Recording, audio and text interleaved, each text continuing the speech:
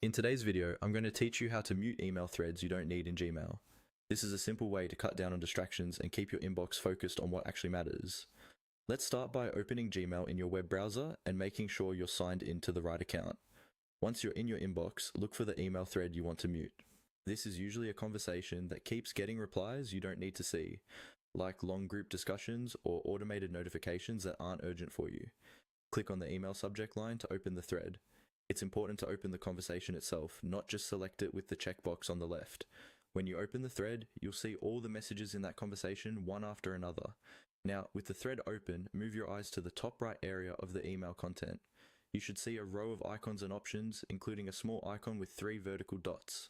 These 3 dots represent the More Options menu for that specific email thread. Go ahead and click on the 3 dots. When you do, a drop-down menu will appear with several options related to managing this conversation, such as filtering messages, printing, or marking them in different ways. In this list, look for the option labeled Mute. Click on Mute.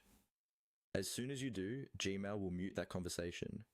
You might see a small confirmation message appear briefly at the bottom of the screen, letting you know the thread has been muted. From now on, any new messages that are part of this same conversation will skip your inbox and go directly into the archive, without appearing as new unread emails in your main view.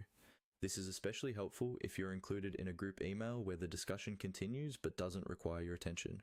You won't see constant notifications, but the conversation is still safely stored in your account. If you ever need to find a muted thread again, you can search for it using the search bar at the top of Gmail by typing keywords from the subject or the sender's name. You can also unmute it from that same 3-dot menu if you decide you want future replies to show up in your inbox again. And that's all there is to it.